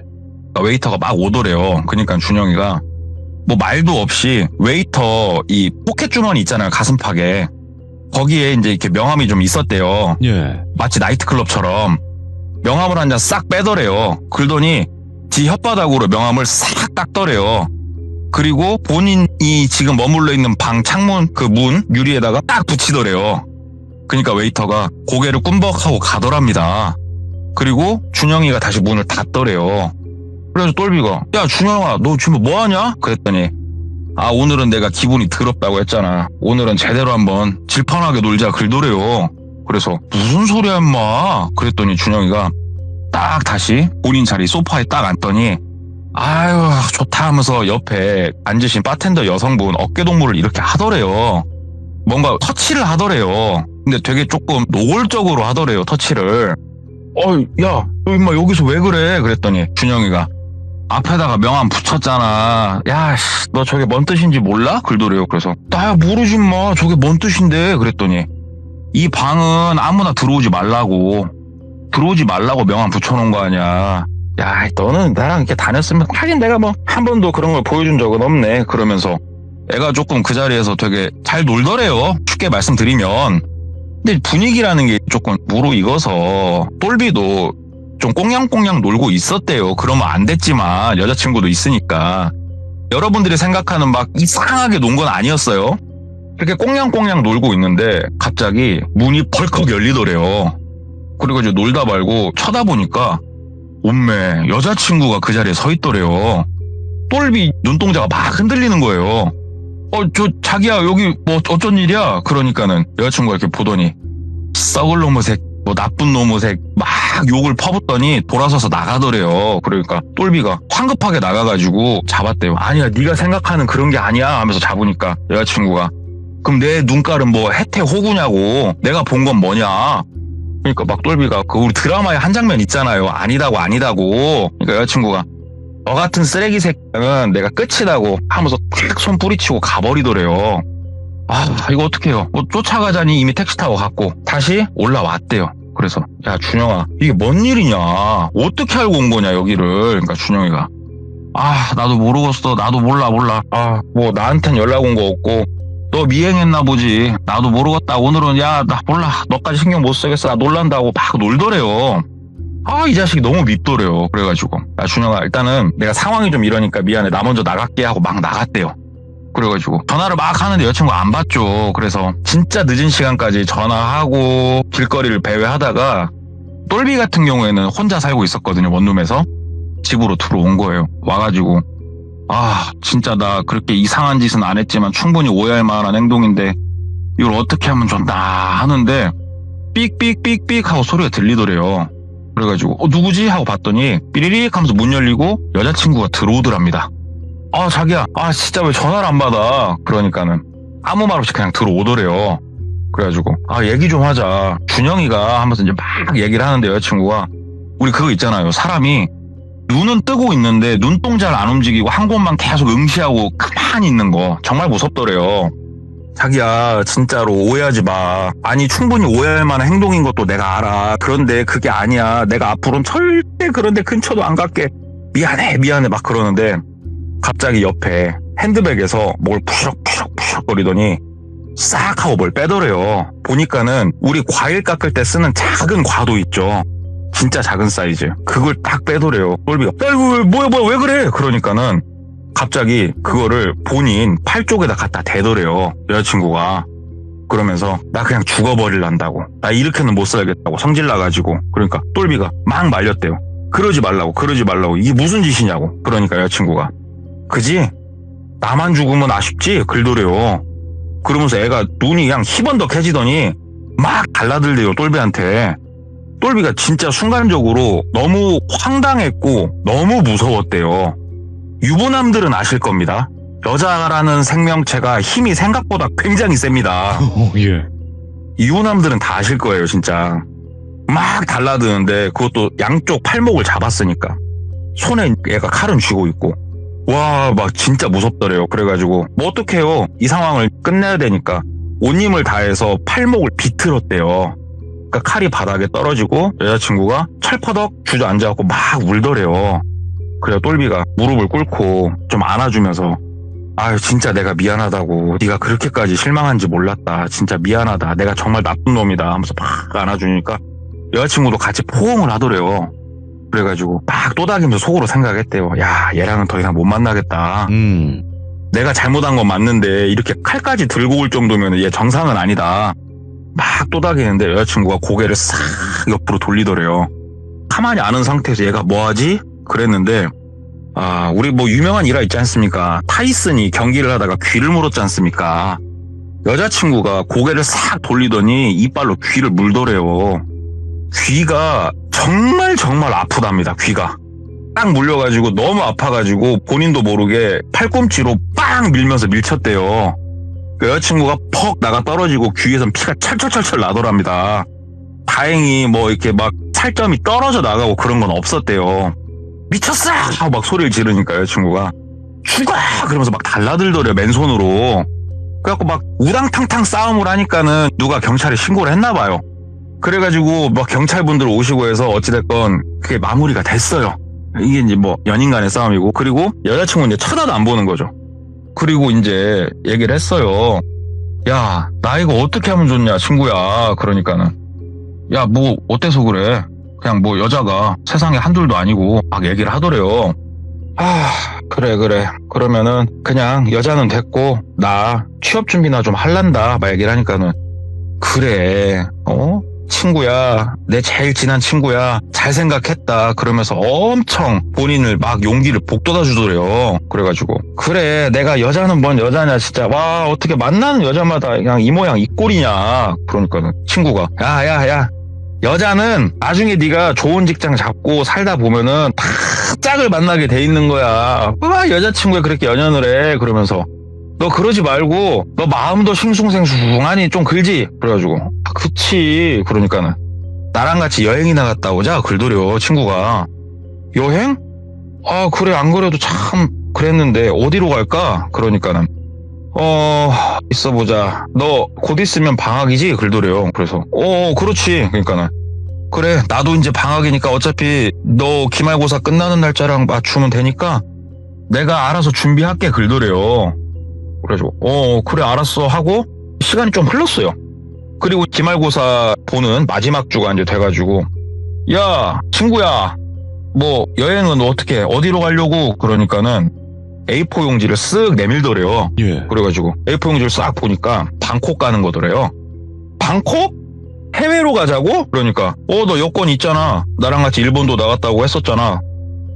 여권이야 있지. 갑자기 해외여행? 그러니까는 그래가지고 어찌됐건 야, 그런데 있어봐, 나 경비가 그렇게 없어. 그러니까는 야, 내가 언제 뭐 너한테 돈 쓰라고 했냐? 야, 우리 사이에 우리 부모님이 너 쓸 돈까지 다 용돈 주니까 걱정하지 말라고. 한두 번도 아니고. 그래가지고 알았어 하고 얼떨결에 친구랑 방콕을 가게 됐습니다. 태국을 갔어요. 비행기를 타고 신나고 룰루랄라 하고 태국에 도착을 했더니 이제 꽤나 뭐 좋은 차였대요. 꽤나 좋은 차에 누군가가 픽업을 나와가지고 그거를 타고 호텔로 이동을 해서 즐겁게 호텔에다가 짐 풀고 관광하고 저녁 먹고 다시 호텔 들어오고 한 2박을 그렇게 놀았대요. 2박 즐겁게 놀고 며칠 안 있으면 귀국을 해요. 그래가지고 야, 오늘도 술도 한잔 먹었고 이제 자자 하니까는 친구가 나 그러면 먼저 씻을게 하고 화장실로 들어가더래요. 그래가지고 본인도 자야겠다 하고 이렇게 누워있다가 본인은 먼저 씻었었거든요. 잠깐만, 야, 땡기네. 로션이라도 좀 바를까? 하다가 내 거 로션이 어디 갔지? 하다가 친구 거 로션이 있을 거야 하면서 친구 가방을 이제 뒤진 거예요. 워낙 친하니까 캐리어를 이렇게 좀 뒤지는데 이건 뭐지? 싶더래요. 네.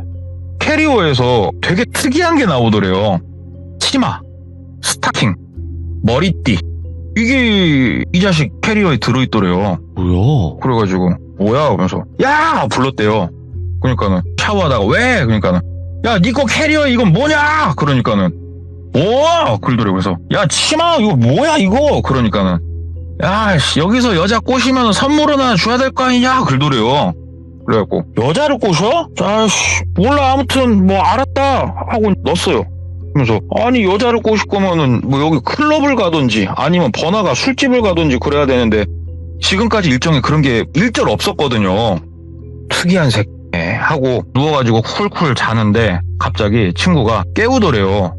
되게 이제 자다 말고 야 해가지고 왜? 그러니까는 야 잠깐만 나갔다 오자 긁더래요. 자다 말고. 그래서 나 자다 말고 어디? 그러니까는 그게 아니고 가이드 해주시는 분이 아침에 일출이랑 진짜 끝내주는 데가 있다고 지금 좀 가봐야 될 것 같은데? 긁더래요. 일정에 그런 게 있었어? 그러니까 야 일단은 옷 좀 주워 입어. 내가 까먹었다 야. 그래가지고 황급하게 옷을 막 주워 입었대요. 내려가니까 차가 대기를 하고 있더랍니다. 차를 탔대요. 차를 타고 한참 갔대요. 한참 어디론가 막 가는데 곧 있으면은 동이 틀 시간인 것도 맞는 것 같고 그런데 우리가 보통 생각했을 때 해돋이를 보려면 바다 쪽으로 가지 않습니까?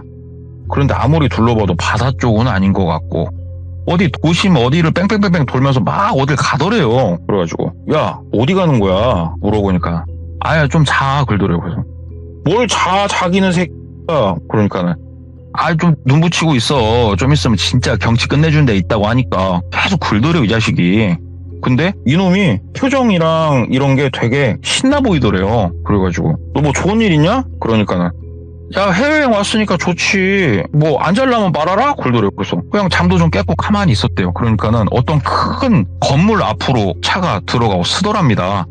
그런데 이제 이 건물 로비 쪽에 가서 차가 쓴 게 아니고 건물 옆쪽 차 뒤쪽으로 가가지고 차가 쓰더래요.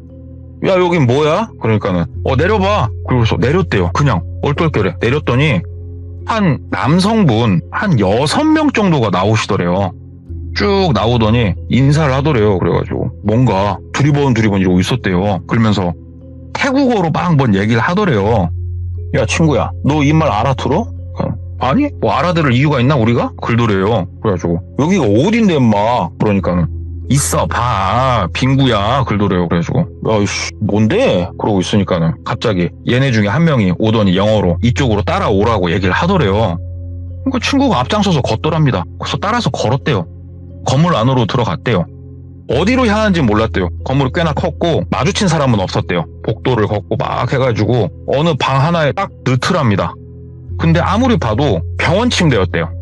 그리고 옆에 링거 이렇게 우리 맞을 때 봉 같은 거 옆에 있지 않습니까? 이동식 그거 있었고 야 이게 뭔데? 그러니까 친구가 우리 다시 만날 때는 진짜 좋을 거야. 그러면서 돌아서서 나가더래요. 친구가 진짜 뭐 이게 뭔 말인가 싶었대요. 진짜로 이 새끼 뭐 하는 짓인가? 야 하면 따라 나가니까는 그 남성분들이 잡더래요. 못 나가게 제지를 하더랍니다. 본인을. 그래서 야 소리를 질렀대요. 그러니까 친구가 뭐 대답도 없고 뭐 인기척도 없더래요. 거기 붙잡혔대요. 침대에 털썩 앉아 있었대요. 그냥 이게 뭐 하는 건가? 근데 여러분들이 생각하시는 뭐 몸 안에 있는 뭔가를 빼고 이런 생각도 좀 들긴 했는데 이 친구놈하고 뭐 1, 2년 봐온 것도 아니고 억한신병 있을 것도 아니고 아니 도대체 뭔가 진짜 이해가 안 갔대요. 그리고 나서 남성분들이 다 나가고 문이 닫히고 있는데 문 열어봤더니 당연히 잠겨 있었고 그냥 거기서 멍하니 앉아있었대요. 핸드폰에 뭐 아무것도 없었대요. 진짜 가만히 앉아있으니까 한참 시간이 흐르고 문 열리는 소리가 나고 한 4명 정도가 또 들어오더래요. 그 중에 한 명은 한국인이었대요. 한국말을 되게 잘하는 외국인인지 진짜 한국인인지 모르겠지만 한국 사람 외형이었대요. 막 얘기를 하더래요. 동의서 받으러 왔다고. 무슨 말이냐고. 그러니까는 쫙 종이를 이렇게 보여주더래요. 총 3개의 서류가 있었답니다. 하나는 그 나라 현지 언어, 하나는 영어, 하나는 한국어였대요. 일종의 계약서 같은 뭔가 동의서 같은 뭔가를 내밀더랍니다. 영어 제끼고 뭐 이 나라 말 제끼고 한국어로 써있는 걸 봐서 읽었대요. 충격을 먹을 수밖에 없었답니다. 정확히 말씀드리자면 성전환에 관한 동의서였대요. 뭐 장난 쌈치기 하는 것도 아니고 뭐냐고 이게. 친구 불러주라고. 나 나간다고 친구고 지리고. 그러니까는 서명하시라고. 장난하냐고. 내가 동의를 안 하는데 뭔 서명을 하냐고. 그러니까는 그럼 서명 안 하셔도 된다고. 어차피 자고 일어나면 다 끝나 있을 거니까. 그렇게 얘기를 하더래요. 진짜 이거 뭐 아무 생각이 머릿속에 안 나더래요. 그래가지고 벌떡 일어났대요. 벌떡 일어나가지고 문 밖으로 막 나가니까 그 안에 들어온 사람들이 잡고 있고 문 바깥쪽까지 몸을 반쯤 걸쳐서 보니까 바깥에도 한 6명이 더 있더래요. 그러니까 도무지 빠져나갈 수가 없는 상황. 10명 정도가 자기 한 명을 지키고 있는 거예요, 지금. 야, 이거 인생 조졌다. 이거 잘못됐다. 붙잡혀가지고 앉았는데 때리고 이런 건 없었대요. 한국말을 하는 사람한테 이거 뭐냐고. 난 진짜 동의 못 한다고. 내가 이런 걸 언제 한다고 했냐고. 그리고 이런 수술이 뭐 그냥 막 할 수 있는 거냐고. 그러니까는 그거야 우리가 알 바는 아니다고. 우리는 알 바 아니고 우리는 그냥 뭐 돈 받고 시키는 대로 하면 되는 거고 나중에 뭐 소송을 거시든 아니면은 뭐 어떻게 하든 마음대로 하시라고. 그건 나중 일이고 이미 수술을 한 다음에 난 진짜 동의 못 하니까 이러지 마시라고. 당신들 이거 진짜 이거 큰 범죄라고 막 그러니까는 됐고 그러면은 뭐 상관없으니까요 하면서 다시 서류를 싹 걷어 가더래요 그냥. 그러니까 애초에 서류의 서명은 의미가 없었던 거예요. 그냥 절차상의 한 부분? 엉하니 앉아있었대요. 그러면서 사람들이 우르르 나가고 한국말 하시는 분이 내일 뵙겠습니다 하고 나가더래요. 그리고 다른 남성분 2분하고 또 그 여성분 1분이 들어오셔가지고 팔에다 링거를 놓더랍니다. 그런데 거절을 할 수가 없었대요.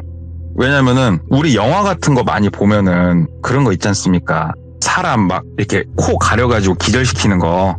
그런데 그게 이렇게 막 된다고 사람이 갑자기 픽 기절하고 그런 건 아니지만 오랫동안 이걸 꾹 누르고 맞게 하면은 사람이 기절을 한다고 하더라고요. 근데 왠지 그걸 준비해서 들어온 게 보이더래요. 그 쟁반 같은 거에. 그리고 거절을 하면은 뭔가 큰일이 날 것 같다는 본능적인 느낌도 분명하게 들었대요. 그래서 링거를 놓길래 일단은 맞을 수밖에 없었대요. 그때 분위기가. 가만히 이 사람들이 나가고 머리를 막 굴렸대요. 이걸 어떻게 해야 될까 하면서 이렇게 바깥을 보니까 창문 자체가 없는 방이었대요. 그냥 이 방 자체가. 일단 뽑았대요. 링거를. 왜냐면 이 링거에 무슨 약이 더 들어있을지 모르니까 본인이 본인 손으로 링거를 뽑고 한 손으로 지혈을 하면서 가만히 생각을 하다가 이 문이 다시 열릴 때 그 타이밍 한 번밖에 나한테는 없다. 그래가지고 그 링거를 이렇게 걸어놓는 봉 있지 않습니까? 그거를 밑창을 돌려가지고 뺐대요. 그 바퀴 쪽에서 분리를 해가지고. 무기라고 쓸 수 있는 게 그거 하나밖에 없었대요. 근데 뽑고 보니까 너무 길어서 본인이 한쪽 발로 밟아놓고 접었다 폈다 하면서 끊었대요. 또 길이를. 그러니까 이렇게 끊고 나니까 끄트리가 생각보다 뾰족하더랍니다. 그래서 문만 열려봐라. 그리고 가만히 침대에 걸터 앉아서 기다렸대요. 얼마만큼 시간이 지났나 모르는데 시계가 없기 때문에. 근데 꽤나 오랫동안 기다렸을 때 바깥에서 철커덩 소리가 들리더래요. 문 여는 소리가. 그래가지고 문 바로 앞에 가서 기다리고 있다가 문 손잡이가 돌아가고 살짝 열리는 그 타이밍에 그냥 본인이 먼저 잡고 문을 열고 그 꼬챙이를 막 쑤시면서 나갔대요. 이게 뭐 칼처럼 뾰족한 건 아니어서 푹 들어가고 그런 건 아니지만 한 명이 그걸 탁 맞는데 그 높이가 하필이면 턱 쪽이었대요. 그래서 한 명 턱에 맞고 갑자기 소리 지르고 난리가 난 거예요. 거기서 똘비도 살려고 온 힘을 다했대요. 온 힘을 다해가지고 거기서 막 몸싸움을 하고 주먹으로 패고 막 그러는데 바깥에 사람이 생각보다 5명 정도 서 있었대요. 예. 이 사람들이 처음에 당황을 해가지고 좀 밀리다가 결국은 5명한테 제압을 당했어요. 똘비가. 제압을 당해서 근다고 또 이 사람들이 참 신기했던 게 제압을 할 때 패지도 않더래요. 진짜 올곧게 제압을 해서 다시 방에다 가두더랍니다. 와, 난 이제 끝났다. 마지막 기회마저 날아갔다. 진짜 어떻게 하면 좋냐. 너무 암울하더래요. 네.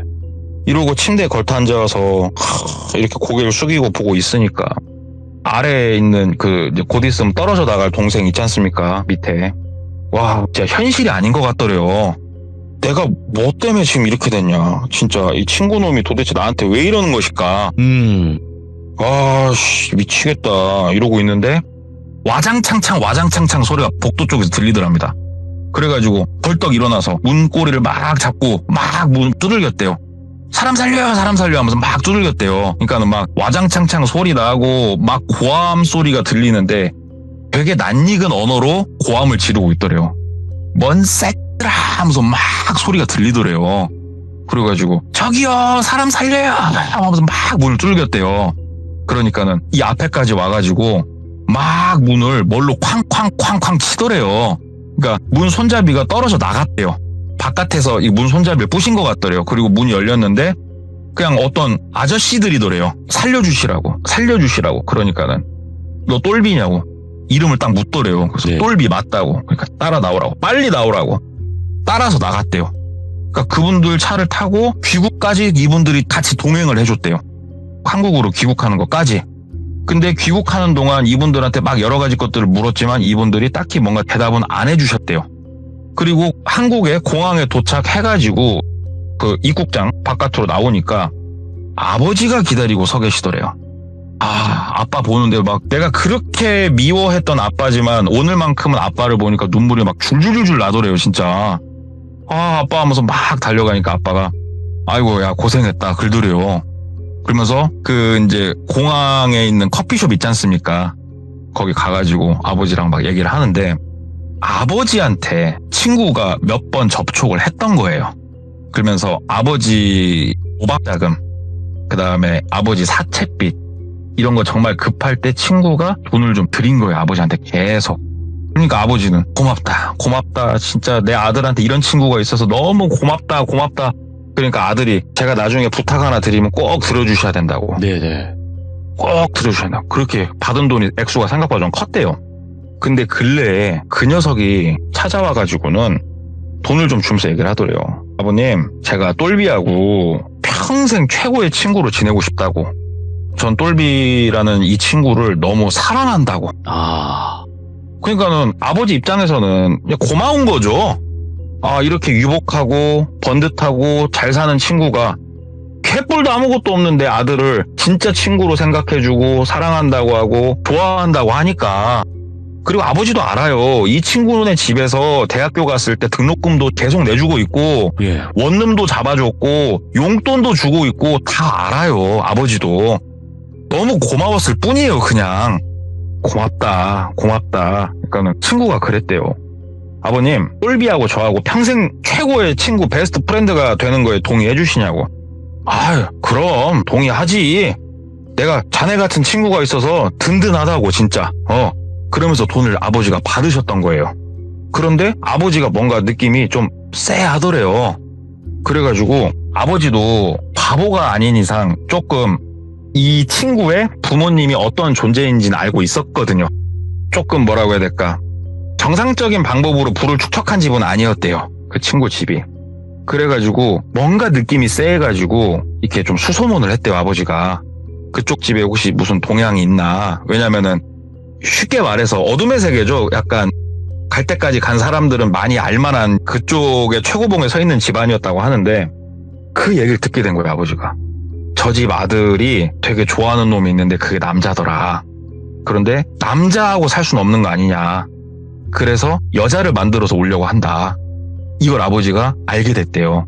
너무 느낌이 쎄해가지고 막 진짜 미친 듯이 수소문을 했대요. 아버지가. 처음에는 웃어넘겼는데 곰곰이 생각을 해보니까 이 친구놈이 본인한테 와서 한 말들이 하나하나 되게 의미심장했대요. 마지막으로 한 말들이. 그래가지고 알아보니까 아들이 출국을 한 거예요. 근데 출국을 한 곳이 하필이면 또 그쪽으로 유명한 나라를 가 있는 거예요. 느낌이 너무 쎄해가지고 아버지가 돈이고 뭐고 필요 없고 막 무릎 꿇어가면서 막 수소문하고 알아보고 했더니 아들이 수술 받으러 간 거예요. 지금. 그래가지고 엄청나게 아버지가 아무튼 노력을 해가지고 사람들을 보낸 거예요. 그렇게 해가지고 그분들이 어떻게 알아가지고 지금 똘비를 빼내서 온 거예요. 아버지가 거기까지 얘기를 해주셨대요. 그러니까 똘비가 이게 말이 되는 거냐고 아빠. 그러니까는 세상에 참 미친놈 많다고. 내가 앞으로 너한테 좋은 애비가 된단 말은 못하지만 최소한 너한테 아무 그런 거 없이 호의를 베푸는 사람을 그런 식으로 믿어서는 안 되는 거다. 아빠도 뭐 이렇게 돈 주니까 좋아해서 받았다만 아무튼 너 아버지가 너 한 번은 구했으니까 난 아빠로서 역할 다 했다. 그래가지고 너무 감사하다고 아버지. 그리고 아버지는 또 갈 길 가시더래요. 되게 쿨하게. 똘비가 터벅터벅 본인 원룸으로 돌아왔대요. 원룸 와서도 되게 무서웠대요. 막 자는데 꿈을 꿨대요. 꿈속에서 원룸에서 자고 있는데 어떤 사람들이 본인을 갑자기 납치를 해가지고 막 수술을 시키는 그런 악몽을 계속 꿨대요. 네. 그래가지고 막 이거 어떻게 뭐 정신병원 가서 치료를 받아야 되나 어째야 되나 친구들한테 몇 명한테 말도 하고 했는데 차마 같은 학교를 다니지만 이 최고의 베스트 프렌드 이놈 얘기를 이렇게 대놓고 말은 못 하겠더래요. 무서웠대요. 그러다가 진짜로 우연히 아예 그쪽 시에서, 그러니까 예를 들을게요. 그냥 예를 들어서 서울이라고 하면은 본인이 강남구에서 주로 활동을 했는데 저기 뭐 경복궁 위에 뭐 어디 갈 일이 있었던 거예요. 그쪽 가가지고 이렇게 있다가 본인한테 칼 들고 달라들었던 여자친구 있잖아요. 그리고 처음에 소개팅 자리에서 그 여자를 소개해준 여자친구를 다리를 놔준 여자 있잖아요. 그 사람을 보게 된 거예요. 그래가지고 갔대요. 저 기억하시냐고. 그러니까 처음에 못 알아보더래요. 저 그때 누구 소개해줘갖고 누구다고. 그러니까 그러더래요. 그러면서 저기 내 친구랑은 어떻게 아시는 사이냐. 그러니까는 그냥 뭐 아는 사이다 이러면서 얼버무리는데 딱 눈치만 봐도 이거 친한 사이 아니구나 싶더래요. 네. 그래서 나 지금 이런 일을 겪었고 나 경찰에다 지금 신고할 거고 아버지까지 나서가지고 지금 모든 준비를 다 하고 있다. 당신도 거기에 얽혀 들어갈 준비해라. 그게 싫으면 이 자리에서 지금 나한테 아는 게 있으면 얘기를 해라. 협박을 했대요, 똘비가. 그러니까는 정말 소름 돋는 게 그 여자친구 있잖아요. 여자친구도 친구가 섭외한 배우예요, 배우. 예. 그러니까 똘비가 생각을 해봤대요. 그동안 만났던 여자친구들, 우연히 술자리에서 눈이 맞아서 사귄 여자친구도 있었고 소개를 받아서 사귄 여자친구도 있었고, 그런데 이 여자들의 공통점이 친구랑 같이 있을 때 헌팅한 여자였고 친구한테 소개받은 여자였고 공통점이 딱 있더래요. 그러면 그동안 내가 만났던 여자들이 나한테 그렇게 모질게 굴었고 내 가슴을 갈갈이 찢어놓은 게 다 친구가 의도한 거일 수도 있겠구나. 소름 돋네. 나는 도대체 이 친구한테 언제부터 꼭두각시가 돼가지고 움직이고 있었던 것인가. 내가 이 대학교에 오게 된 것도 친구가 소개를 해주고, 어떻게 보면 우리가 대학교 원서 넣을 때 나름대로 좀 전략을 짜서 넣잖아요. 친구가 전략을 짜줬고, 여기 원룸 구한 것도 그렇고 크네. 나는 군대 가 있는 시간 제외하면은 이 친구 소나기에서 나와본 적이 없네 싶더래요. 고등학교 때부터. 전화를 했대요. 너무 화가 나가지고. 너 내가 죽든 뭐 어쨌든 상관없고 전화를 했대요. 그동안은 두려웠는데 지금은 분노였대요. 친구가 받더래요. 똘비야 받길래 막 욕을 했대요. 너 나오라고 지금. 네 배돼지 내줄라니까 나오라고. 네가 여자라고 새끼야. 네가 뛰고 오라고 이 새끼 하면서 막 욕을 쏟아붓었대요. 언제부터 내가 네 장난감이었냐? 사람 갖고 노니까 좋다냐? 하면서 막 쏟아붓었대요, 친구한테. 그러니까 친구가 아니야 그거 아니고 우리 만나자 막 그러더래요. 그런데 이 멘트를 듣는데 갑자기 무서웠대요. 분노가 갑자기. 무슨 느낌이었냐면 이 통화를 할 때 원룸이었는데 잠깐만 이 새끼 여기 올 것 같은 느낌이 들더래요, 갑자기. 진짜. 그래가지고 야 내가 이제 너 안 만난다고. 야 됐어 나오지 마. 나도 안 만난다고. 그러니까 친구가 그러지 말고 얼굴 한번 보자. 네 전화 기다렸다고. 이 말을 듣는데 뭔가 본능적 느낌이 세가지고 네. 뭐 짐 챙기고 이런 거 없이 그냥 원룸에서 막 뛰어나갔대요. 신발만 신고 막 뛰어나가가지고 골목 쪽 돌아가지고 저 멀리 나갔다가 한참 있다가 친구랑 전화 끊었었고, 짐을 좀 챙겨야겠다 싶어서 원룸 근처로 되게 경계를 하면서 왔는데 이게 확실치는 않은데 차가 2대가 와 있었답니다. 차가 2대가. 이게 원룸가는 아시죠? 항상 대는 차들이 정해져 있어요, 이게. 근데 처음 보는 차 2대가 이렇게 있는 걸 보면서 저 집은 들어가면 안 되겠다. 그래서 학교도 일단은 안 나갔대요. 왜 그러냐면 이제 학기가 시작을 하면은 그때 맞춰서 휴학계를 내면 되잖아요. 그래가지고 휴학해야겠다 싶어가지고 아예 그 도시를 일단은 떴다 올더라고요. 연락처 다 바꾸고. 그리고 휴학을 하고 나중에 복학을 했을 때 그 친구가 다니나 안 다니나 너무 궁금해가지고 다른 친구한테 부탁을 해서 알아봤는데 이미 그 친구는 그 시간이 흘렀으니까 졸업을 한 뒤였고, 그리고 나서 그 친구하고 연락은 더 이상 닿지는 않았대요. 그래서 참 소름 돋는 친구가 있었는데 이 지금 뻐꺼 형한테 이 얘기를 해주신 분 있잖아요. 이분이 또 재밌는 얘기 하나 더 해준 게, 본인이 좀 나이를 먹어서 유명하다는 점집을 한 군데 갔었대요. 네. 근데 그 무당분이 진짜 되게 신기했대요. 여자도 남자도 아닌 것이 남자가 됐다고. 그게 보이나 봐요, 그분들한텐. 그러면서 야, 여자도 남자도 아니던 게 그래도 이젠 남자네라고 얘기를 하시더래요. 근데 그 얘기 들으면서 되게 충격을 받았었다고. 그래서 이게 말은 장황했습니다만 참 어떻게 보면 조금 뭐 말도 안 되는 이런 경험을 겪으신 분이 있더라고요. 와. 그 뻐꺼형 회사에. 이게 친구가 친구를 너무 사랑하면 이렇게도 변질될 수 있나. 그래가지고 뭐 이런 야. 얘기 들은 거 있어 가져와 봤습니다. 오늘 이야기의 제목이 베프의 소원이었어요. 네. 맞죠? 네. 네, 저도 돌빈이 진짜 좋아하는데. 이제 이런 이야기일 줄은 상상도 못했는데 오늘 동네꼬마님께서 또 이렇게 이야기 들려주셔서 다시 한번 감사드리고 요즘 또 많이 바쁘신 와중에도 정말 한결같이 아닙니다. 의리시켜주시고 참여해주시고 우리 많은 시청자분들을 공포에 몰아넣어주셔서 다시 한번 제가 대표로 감사드리겠습니다. 정말 감사합니다. 아닙니다. 너무 감사합니다, 돌빈님. 항상 사랑합니다. 사랑해요. 네, 감사합니다. 네. 앞으로도 동네꼬마님께서도 열심히 이야기를 들려주실 거예요. 그리고 우리 또 귀정님들 또한 동네꼬마님을 많이 사랑해 주시면 저도 동네꼬마님도 더 힘을 내서 방송을 진행할 수 있을 것 같습니다. 시청해주신 모든 분들 항상 조심하시기 바라겠습니다. 감사합니다.